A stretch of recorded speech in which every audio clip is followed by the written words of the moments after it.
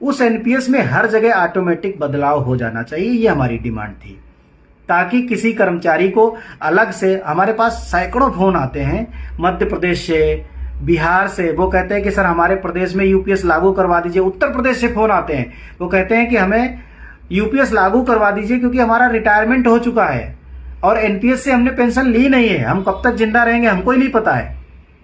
तो ये समस्याएं हैं कि पहले उन्हें कुछ तो बेहतर मिले, कि भूखे सोना ना पड़े। इसके लिए जरूरी है कि पहले उन्हें यूपीएस का लाभ मिल जाए। हम यूपीएस की कोई वकालत तरफदारी नहीं कर रहे हैं, लेकिन हमारे लिए वो आदमी इंपॉर्टेंट है जिसके पास कुछ भी नहीं है, उसको पहले कुछ मिल जाए।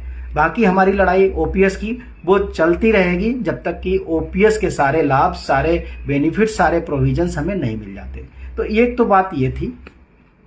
फिर टीचर्स के लिए हमने, जैसे किसी स्टेट में 12 सीएल है, किसी में 14 सीएल है, किसी कहीं 8 ही सीएल है, तो वहां हमने एक डिमांड की है कि टीचर, चूंकि जो नेशनल एजुकेशन पॉलिसी 2020 ये कहती है कि हर टीचर कम से कम 45 घंटे एक हफ्ते में टीचिंग करता है और उस 45 घंटे में उसका प्रिपरेशन टाइम भी शामिल है। तो 45 घंटे प्रिपरेशन टाइम के साथ अगर आप देखते हैं तो 6 घंटे का तो स्कूलिंग होता ही होता है और वो कम से कम 6 डेज जाता है। तो 6 छंग 36 तो ऐसे हो गया और बाकी प्रिपरेशन टाइम मिलाकर के जब आप देखते हैं तो वो 48 घंटे बैठता है जाकर के।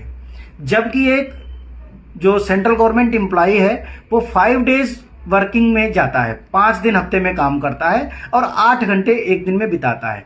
तो 8 पंचे 40, वो करता है 40 डेज। 40 डेज करता है, उसे हफ्ते में 2 छुट्टी मिलती है। हमारा टीचर 48 घंटे काम करता है, हफ्ते में 1 छुट्टी मिलती है। और ऊपर से तोहमत यह है कि टीचर को वेकेशनल स्टाफ माना जाता है। वेकेशनल स्टाफ माने जाने की वजह से क्या होता है कि उसको 30 ईएल भी नहीं मिलती। यूपी में तो केवल 1 ईएल मिलती है, हमें टीचर्स ने बताया।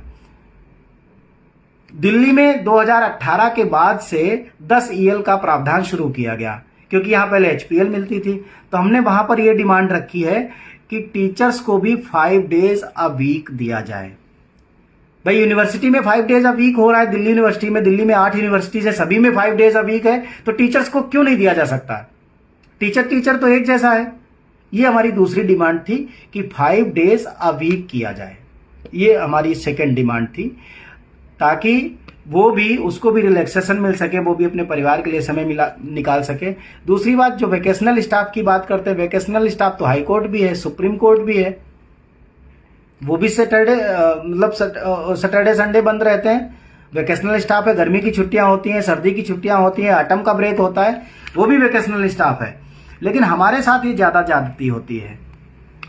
तो हमने उसमें ये कहा है कि अगर आपको वेकेशनल स्टाफ से दिक्कत है तो हमें नॉन वेकेशनल कर दीजिए, लेकिन हमें सैटरडे संडे छोड़ दीजिए और हम भी 40 घंटे ही, सॉरी मतलब 45 घंटे ही वर्क कर रहे हैं, तो हमें नॉन वेकेशनल घोषित कर दीजिए। 30 सीएल दीजिए और 14 सीएल और 20 मेडिकल हर साल। ये हमारी डिमांड है उसमें टीचर्स के लिए।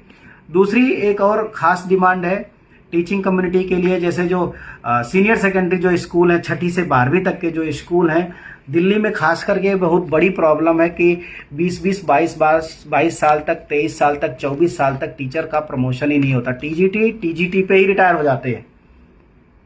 तो ये स्थिति है, मतलब अलग अलग सब्जेक्ट में अलग अलग तरह की प्रॉब्लम्स हैं। उनके लिए हमने बात की है कि टीचिंग कम्युनिटी में भी, जैसे आप सीएसएस में जो सेंट्रल सेक्रेटरीट सर्विसेज है, टाइम बाउंड आप 5 से 6 साल में प्रमोशन देते हैं, डिपार्टमेंटल एग्जाम कराते हैं, लोग असिस्टेंट पे लगते हैं, 4200 ग्रेड पे शुरू करते हैं और 20 साल में वो डिप्टी सेक्रेटरी तक पहुंच जाते हैं।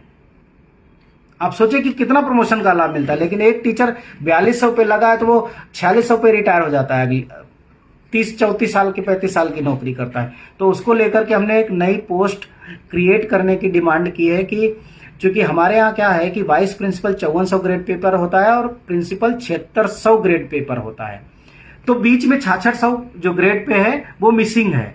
तो हमने ये डिमांड रखी है कि वाइस प्रिंसिपल को अपग्रेड किया जाए 6600 के पे ग्रेड पर। वो अपग्रेड हो जाएगा तो वाइस प्रिंसिपल जो 5400 ग्रेड पे थी वो खाली हो जाएगी। 5400 ग्रेड पे पर एक नई पोस्ट क्रिएट की जाए और उसका नाम रखा जाए हेड ऑफ द सब्जेक्ट। हम हेड ऑफ द डिपार्टमेंट की बात नहीं कर रहे हैं। हेड ऑफ द डिपार्टमेंट फिर डिप्टी सेक्रेटरी लेवल का हो जाता है।